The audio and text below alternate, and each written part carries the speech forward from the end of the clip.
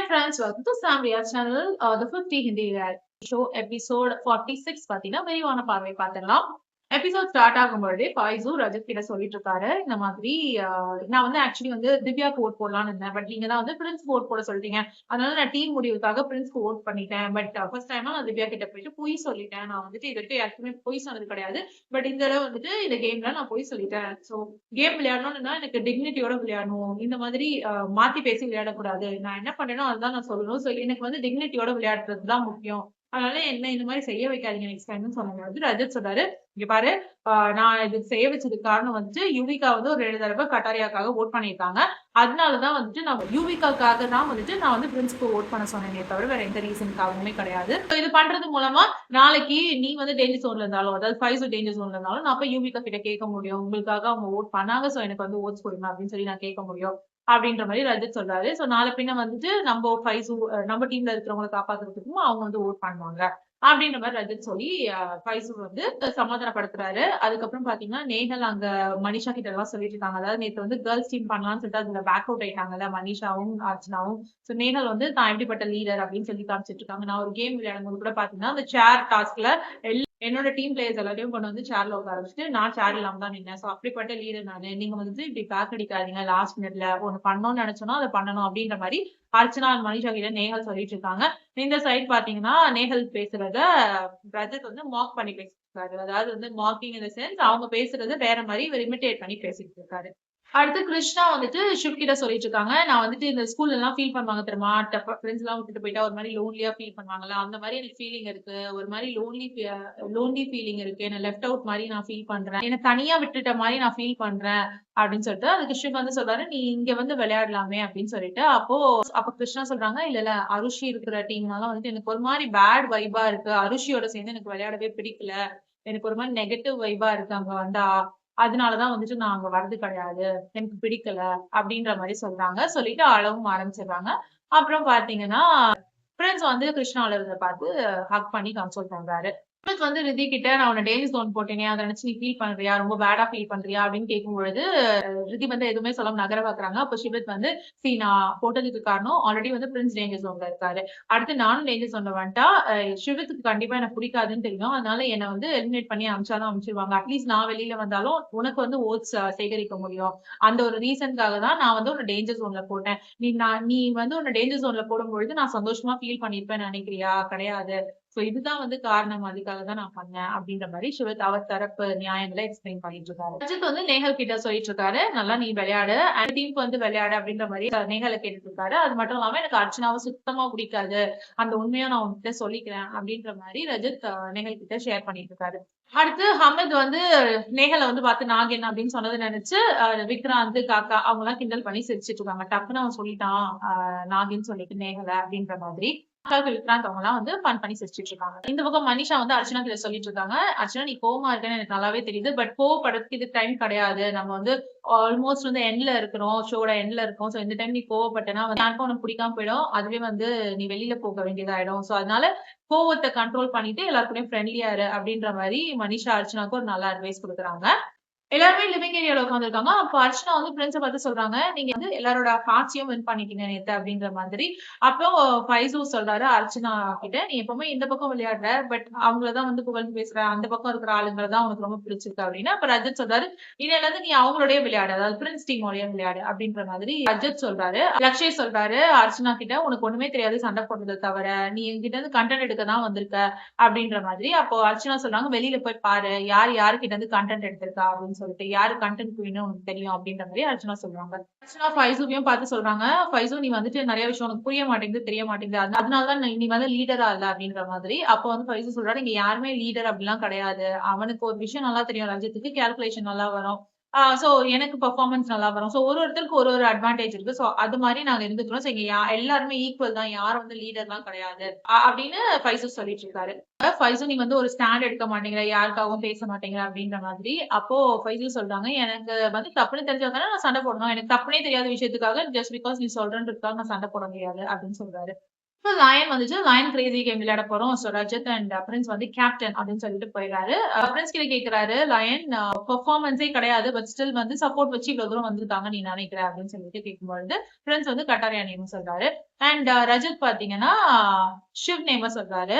So Shiv என்ன சொல்றாருன்னா வந்துட்டு கட்டாரியா நேம் எடுத்ததுனால ரஜத்துக்கு க்ளோஸ் ஃப்ரெண்ட் கட்டாரியா, அதனால ரஜத்தும் வந்துட்டு என் நேம் எடுத்துட்டாப்ல, நான் வந்து பிரின்ஸுக்கு க்ளோஸ்ன்றதுனால என் நேம் எடுத்துட்டாப்ல அப்படின்ற மாதிரி ஷிவ் சொல்லி மனசை தேட்டிக்கிறாரு. சோ அவர் வந்து என்ன சொல்றாருன்னா நான் பெர்ஃபார்மர் தான், ஜஸ்ட் பிகாஸ் வந்து பிரின்ஸ் வந்து கட்டாரியா நேம் எடுத்ததுனால என் நேமும் வந்து ரஜத் எடுத்துட்டாரு அவ்வளவுதான் அப்படின்ற மாதிரி சொல்றாரு. அண்ட் ரஜத் அண்ட் பிரின்ஸ் கிட்ட வந்து ஒரு 6 பேர் கொண்ட டீம் வந்து ரெடி பண்ண சொல்றாரு லயன். சோ ஒரு 6 பேர்ல வந்து பாத்தீங்கன்னா ரஜத் டீம்ல பாத்தீங்கன்னா கட்டாரியா, லக்ஷய், ஃபைசு, அப்புறம் வந்துட்டு மனிஷா, வன்ஷேஜ் இவங்க எல்லாம் வந்துட்டு அவர் டீமா சேர்த்துக்கிறாரு. பிரின்ஸ் டீம்ல பாத்தீங்கன்னா ஷிவ், ஷிபித், அரிஷி, ரித்தி இவங்க எல்லாரையும் வந்து அவர் வந்து டீமா சேர்த்துக்கிறாரு. அர்ச்சனாக்கு தன்னை வந்து எந்த டீம்லயும் சேர்க்கலையே அப்படின்ற ஒரு வருத்தம் இருக்கு. என்னன்னா பாத்தீங்கன்னா ரோப்ல தொங்கிட்டே வந்து கீழே இருக்கிற பால்ஸ் எல்லாம் பொறுக்கி அந்தந்த கலர்ஸ்ல போடணும், அந்தந்த கலர் பேஸ்கெட்ஸ்ல போடணும் அப்படின்ட்டு. அண்ட் அவங்களோட டைரக்ஷன்ஸ் வந்து அந்த ரோப்ல புடிச்சிருக்காங்கல்ல அவங்கதான் வந்து நிர்ணயம் பண்ணுவாங்க. சோ அவங்கதான் வந்து அந்த ரோப்பை இழுத்து அவங்க எந்த டைரக்ஷன்ல போய் எந்த பால போடணும் அப்படின்றது வந்து டிசைட் பண்ணும். சோ கை ஒருத்தர், கால் ஒருத்தர், உடம்பு ஒருத்தர்னு சொல்லிட்டு ரோப்ல புடிச்சிட்டு இருக்காங்க. அவரோட டைரக்ஷன்ஸ் வச்சுதான் வந்துட்டு அவர் எப்படி கை கால் ஆட்டணும் அப்படின்னு டிசைட் பண்ணுவாங்க. தொங்கிட்டு இருக்க மனுஷன் கை கால் ஆட்டுறதுக்கு, அதாவது கட்டாரியா எப்படி தொங்கிட்டு இருக்காருன்னா அவருடைய கை கால் டைரக்ஷனை வந்துட்டு இந்த ரோப் வச்சிருக்கவங்க தான் கண்ட்ரோல் பண்ணுவாங்க. இந்த டாஸ்க் ஆரம்பிக்கிறது. டாஸ்க் வந்துட்டு ஃபைசு டீம், அதாவது ரஜத் டீம் வந்து ரொம்ப நல்லாவே பண்றாங்க. அண்ட் பின்னாடி மனிஷாவால வந்து அவரோட காலை ரொம்ப நேரம் ஹோல்ட் பண்ண முடியல, நிறைய தடவை மேட்ல படுத்து லயனுமே வந்து வார்ன் பண்றாரு மேட்ல படக்கூடாது அப்படின்ற மாதிரி. அண்ட் மேட்ல படுறது மட்டும் இல்லாம அந்த பால்ஸும் வந்து அடிப்படுது இல்லையா அந்த கால்னால, சோ அதனால லயன் வந்து வார்ன் பண்றாரு பண்ணக்கூடாதுன்னு சொல்லிட்டு. சோ இவங்க வந்துட்டு ஓரளவுக்கு நல்லாவே கேம் பண்ணி முடிக்கிறாங்க. 1,50,000 வந்து ஃபேன்ஸோட மணி பாட்ல ஆட் ஆகுது. அடுத்து பிரின்ஸ் டீம் வராங்க. சோ பிரின்ஸ் டீம் வந்து சொல்லிட்டே வராங்க ஷிவ் வந்துட்டு ரொம்ப ஹெவியான பர்சன், அவர் வந்து கேரி பண்றது ரொம்ப கஷ்டம் ரோப்ல அப்படின்னு பேசிட்டே வராங்க. அந்த 2 அண்டர் பெர்ஃபார்மன்ஸ் சொல்லி சொன்னாங்கல்ல கட்டாரியா அண்ட் ஷிவ், இவங்க 2 பேர் தான் வந்து ரோப்ல தொங்கணும் அப்படின்ற மாதிரி லயன் சொல்றாரு. சோ இப்ப வந்து ஷிவ வந்து ரோப்ல தொங்க விட போறாங்க. சோ பிரின்ஸ் சொல்றாரு ஷிவ் வந்து ரொம்ப ஹெவி, அவர் வந்து தூக்குறது ரொம்ப கஷ்டம், சோ எல்லா டீம்மேட்ஸ் வந்து கஷ்டமா தான் இருக்க போகுது அப்படின்னு சொல்றாங்க. சோ அப்படி இப்படின்னு அவங்க எப்படி அந்த டாஸ்க் பண்ணாங்க. நடுவுல லயன் வந்து டாஸ்க் நடத்தாங்க. அதுக்கு காரணம் வந்து அருஷி அண்ட் ரிதி வந்து மேட்டை மிதிச்சு மிதிச்சு போறாங்க. மிதிச்சு போறது பிரச்சனை இல்லையா, அந்த பால்ஸ் தள்ளி விடுறாங்களாம். சோ அந்த பால்ஸ் தள்ளி விடாம நீங்க மிதிச்சு போனா பிரச்சனை இல்லை அப்படின்ற மாதிரி சொல்றாங்க. லைன் ஆன் பண்ண பிறகும் திரும்பி மேட்ல ஏறி ஏறி தான் போறாங்க. பட் மேட்ல இருந்து பால்ஸ் தள்ளாதனால லைன் வந்து ஒண்ணுமே சொல்லல. ரஜத் எல்லாமே வந்து இது தப்பு, இது சீட்டிங் அப்படின்னு சொல்லி கத்திட்டு இருக்காங்க. அடுத்த பிரின்ஸ் டீமும் வந்து வின் பண்ணிடுறாங்க. அவங்களுமே வந்து 1,50,000 வந்து ஜெயிச்சிருக்காங்க. அவங்களுக்கு வந்து கேமை ரீசெட் பண்ணியும், அதாவது திரும்பி ஸ்டார்ட் பண்ணுங்க ஃபர்ஸ்ட்ல இருந்து சொல்லியுமே வந்து அவங்க வந்து 2 மினிட்ஸ்லயே அந்த கேம் முடிச்சிருந்ததுனால அவங்களுக்கும் 1,50,000 குடுத்துடுறாங்க. அண்ட் இந்த 2 டீம்ல எந்த டீம் ஜெயிக்குதோ அவங்களுக்கு ஒரு அட்வான்டேஜ் இருக்கு அப்படின்ற மாதிரி சொன்னாங்க. சோ அட்வான்டேஜ் வந்துட்டு பிரின்ஸ் டீமுக்கு போகுது. சோ உள்ள வரும்பொழுதே வந்து ரஜத் வந்து ரொம்ப கோவமா பிரின்ஸ் கிட்ட சொல்றாப்ல, மேட் எல்லாருமே மிதிச்சு மிதிச்சு போனீங்கன்னு சொல்லிட்டு. அப்ப பிரின்ஸ் சொல்றாரு உங்க டீம் தானே மேட்டை மிதிச்சு போனாங்க அப்படின்ற மாதிரி. அப்போ ரஜத் சொல்ற சரி நான் ஒண்ணுமே சொல்லல அப்படின்னு சொல்லிட்டு அவர் உள்ள போயிறாரு. உள்ள போயிட்டு ஃபைசு, லக்ஷய் அவங்க கிட்டலாம் வந்து அவர் சொல்லிட்டு இருக்காரு அருஷி வந்து ரொம்ப டர்ட்டி கேம் விளையாடுறா, அவ வந்துட்டு நல்ல பர்சன் கிடையாது, அவளோட எண்ணம் எல்லாமே தப்பா இருக்கு, அவ மென்டாலிட்டி எல்லாமே தப்பா இருக்கு அப்படின்ற மாதிரி ரஜத் வந்து ஒரு ஸ்ட்ராங்கான கமெண்டா அரிஷி மேல வைக்கிறாரு. அடுத்து பாத்தீங்கன்னா லயன் வந்துட்டு இந்த தடவை ஃபாக்ஸ் அனுப்ப மாட்டேன் பட் அதுக்கு பதிலா வேற ஒரு பர்சன் அனுப்ப போறேன்னு சொல்லிட்டு அந்த காமெடி ஜானர்ல இருக்கிற ஒரு பர்சனை வந்துட்டு, அதாவது டிவி பிரபலத்தை வந்து கீழே வந்து அனுப்புறாங்க. சரளா, அவங்க பேர் சரளா போல இருக்கு. சோ அவங்கள வந்து கீழ அனுப்புறாங்க. நம்ம இதுல வந்து இந்த ஸ்டாண்ட் அப் காமெடியன்ஸ் எல்லாம் இருப்பாங்கல்ல ராமர் அவங்க மாதிரி. சோ அவங்க அங்க அந்த கலர்ஸ் டிவில வந்து பிரபலம்னு வச்சுக்கோங்களேன். சோ அவங்கள வந்துட்டு கீழ ஃபாக்ஸுக்கு பதிலா அனுப்புறாங்க. அண்ட் லயன் வந்து சொல்றாரு அவன் சரளாஜிக்கு வந்துட்டு 3 lakhs வந்து கொடுத்திருக்கிறதா. சோ 3 lakhs எது கொடுத்திருக்காருன்னா யார் வந்து அவங்கள நல்லா என்டர்டெயின் பண்றாங்க, அதாவது இவங்க கொடுக்குற டேரை, அதாவது சரளா கொடுக்குற டேரை செஞ்சு முடிச்சு அந்த காசை வாங்கலாம். சோ யார் யாருக்கு எவ்வளவு காசு கொடுக்கணும் நீங்களே டிசைட் பண்ணிக்கோங்க அப்படின்ற மாதிரி சரளா கிட்ட சொல்லி அனுப்புறாங்க லயன்.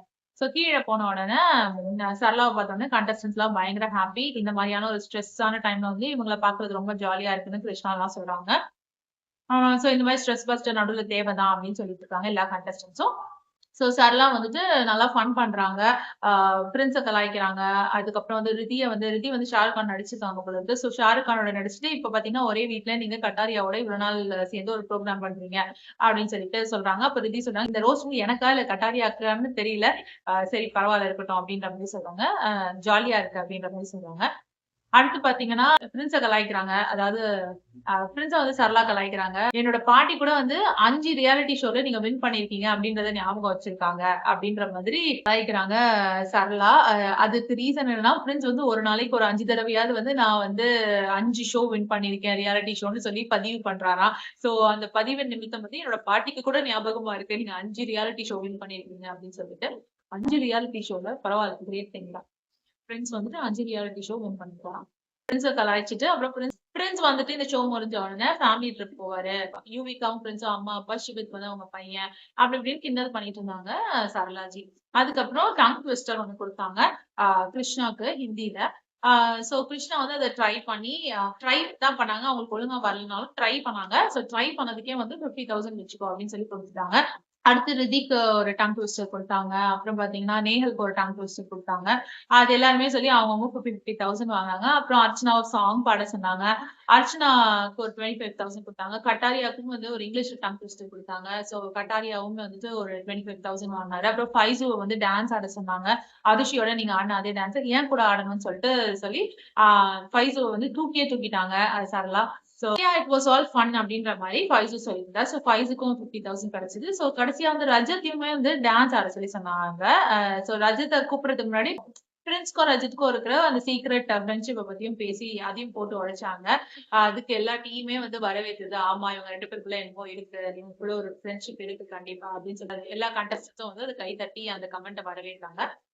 அது முடிஞ்சோடனே ரஜத்தை டான்ஸ் ஆட வச்சாங்க. சோ மனிஷா வந்து அங்க ஆட அந்த ஸ்டெப்ஸ் அப்படியே ரஜத் ஃபாலோ பண்ணாரு. சோ அவருக்குமே ஒரு 15,000 அப்படின்னு சொல்லி அப்படி இப்படின்னு ஒரு 3 லேக் வந்து என்டர்டைன் பண்ணவங்களுக்கும் 50 பிரிச்சு கொடுத்துட்டாங்க சரளாஜி. சோ மொத்தம் 3 லேக்ஸையும் காலி பண்ணிட்டு நான் வரேன், நான் ரொம்ப ஹாப்பியா இருக்கேன் அப்படின்னு சொல்லிட்டு அவங்க மேல லைன் கிட்டயும் வந்து பாய் சொல்லிட்டு போயிட்டாங்க. சோ அவங்கள வந்து அரினா கேம்லயும் நம்ம திரும்பவும் பார்க்க போறோம் அப்படின்ட்டு லைன் சொன்னாரு. இதோட நான் வந்து உங்க அரினா கேம்ல பாக்குறேன் அப்படின்னு சொல்லிட்டு சரளாவை லைன் அனுப்பி வச்சுட்டாரு. நேஹல் அண்ட் கிருஷ்ணா வந்துட்டு இப்ப பேசிட்டு இருக்காங்க. பிரின்ஸ் வந்துட்டு நேஹலுக்கு ஹெல்ப் பண்ணதுக்கு காரணம் வந்து அவங்ககிட்ட இந்த அட்வான்டேஜ்க்காக தான் ஹெல்ப் பண்ணியிருப்பாரு அப்படின்ற மாதிரி நேஹல் நினைக்கிறாங்க. என்கிட்ட அந்த அட்வான்டேஜ் இல்லைன்னா மேபி அவர் ஹெல்ப் பண்ணிருக்க வாய்ப்பே கிடையாது அப்படின்ற மாதிரி. அண்ட் யூவிகா அண்ட் ரிதிக் இவங்க எல்லாம் வந்துட்டு ஒண்ணுமே பண்ணாம இவ்வளவு தூரம் வந்திருக்காங்க. ஸ்ட்ராங்கா அவங்க எதனால இவ்வளவு தூரம் வந்திருக்காங்க அப்படின்னு பார்த்தா பிரின்ஸோட வைஃப் அப்படிங்கிற காரணத்துக்காக யூவிகா இவ்வளவு தூரம் வந்திருக்காங்க. அண்ட் ரிதி வந்துட்டு ஒரு லவ் ஆங்கிள் மேக் பண்ணிட்டு இருக்காங்க. சோ அதனால வந்திருக்காங்க. சிவித் வந்து இவ்வளவு தூரம் இருக்கிறதுக்கு காரணம் வந்துட்டு மட்டும் இல்லாம ஒரு பெரிய ஃபேம் உள்ள ஒரு பர்சன். அதாவது வந்துட்டு ரிதி கிட்ட லவ் ஆங்கிள் மேக் பண்ணிட்டு இருக்கிறதுனாலதான் வந்துட்டு இவ்வளவு நாள் சர்வைவ் ஆயிட்டு இருக்காங்கன்னு சொல்லிட்டு நேஹல் சொல்றாங்க. சோ இப்படி சொல்லும்போதுதான் தோணுது எஸ் கரெக்ட்ல சிவித் எதுக்காக வந்து ரிதியை வந்து லவ் பண்ற மாதிரி பண்ணிட்டு இருக்காரு அப்படின்னு பார்த்தா கலர்ஸ்க்கு ரொம்ப பிடிச்ச ஒரு பர்சன் இந்த ரிதி. சோ ரிதி எப்படியோ ஸ்டே ஆவாங்கன்றது வந்து சிவத்துக்கு தெரியும். சோ சிவித் நினைச்சிருக்காரு இவங்களோட ஒரு லவ் ஆங்கிள் மேக் பண்ணோம்னா நம்மளும் ரொம்ப நாள் சர்வைவ் ஆகலாம் அப்படின்னு நினைச்சாரு. சோ அவரோட கால்குலேஷன் ரொம்ப கரெக்டா ஒர்க் ஆயிருக்கு. சோ அதனாலதான் வந்து ரிதியோட லவ் ஆங்கிள் சிவித் மேக் பண்ணிட்டு இருக்காரு. சோ இவ்வளவு நாள் எதுக்காக சிவித் வந்துட்டு ரிதியோட வந்து பழகுறாரு, ரொம்ப பெரிய வயசு பொண்ணாச்சே அப்படிலாம் யோசிச்சுட்டு இருக்கும்பொழுது அதற்கான விடை வந்து நேஹல் சொல்லும்போது புரிஞ்சு போச்சு. பேசிட்டு இருக்கும்போது மனிஷா சொல்றாங்க பிரின்ஸோட கம்பேர் பண்ணும்போது ரஜத் வந்து எவ்வளவோ மேல அப்படின்ற மாதிரி சொல்றாங்க. அதுக்கடுத்து அர்ச்சனாவும் வன்ஷஜும் உட்காந்து பேசிட்டு இருக்காங்க. சிவித் அண்ட் ரிதி அவங்களோட லவ் ஆங்கிள பத்தி தான் பேசிட்டு இருக்காங்க. அது வந்து ஃபேக் லவ் மாதிரி இருக்கிறதா சொல்றாங்க. அண்ட் ரிதி வந்துட்டு சிவித்துக்காக ஃபாலோ ஆகுறாங்க அப்படின்றத வந்து என்னால நம்பவே முடியல அப்படின்னு அர்ச்சனா சொல்லிட்டு இருக்காங்க. சோ இது எல்லாமே வந்து சும்மா கேமராக்காக இவங்க வந்து பண்ணிட்டு இருக்காங்க அப்படின்றதுதான் அர்ச்சனாவும் வன்ஷஜும் உட்காந்து பேசிட்டு இருக்காங்க. இப்போதைக்கு மணி பாட்ல பாத்தீங்கன்னா 30 lakhs வரைக்கும் அமௌண்ட் சேர்ந்துச்சு. 30 lakhs and 44,000 கிட்ட மணி பாட்ல மணி சேர்ந்துருக்கு. சோ இன்னும் கொஞ்ச நாள் தான் இருக்கு. அதுக்குள்ள 50 lakhs வந்து சேரணும். சோ இதுதான் எபிசோட்ல நடந்த ஹைலைட்டடான விஷயங்கள். எனக்கு தெரிஞ்சு வந்து நேஹல் வந்து நிறைய உண்மைகள் அப்படியே பேசும்பொழுது அப்படியே டப்புன்னு சொல்லிட்டே போறாங்க. எனக்குமே நேஹல் பேசுறது நிறைய விஷயம் வந்து ஆமால கரெக்ட்ல அப்படின்னு தோணுது. சோ உங்களுக்கு என்ன தோணுது அப்படின்னு சொல்லி சொல்லுங்க. இந்த வீடியோ உங்களுக்கு பிடிச்சதுன்னா please like share and subscribe. வேற ஒரு வீடியோல திரும்பி மீட் பண்ணலாம். Until then, bye from Jamima. Take care.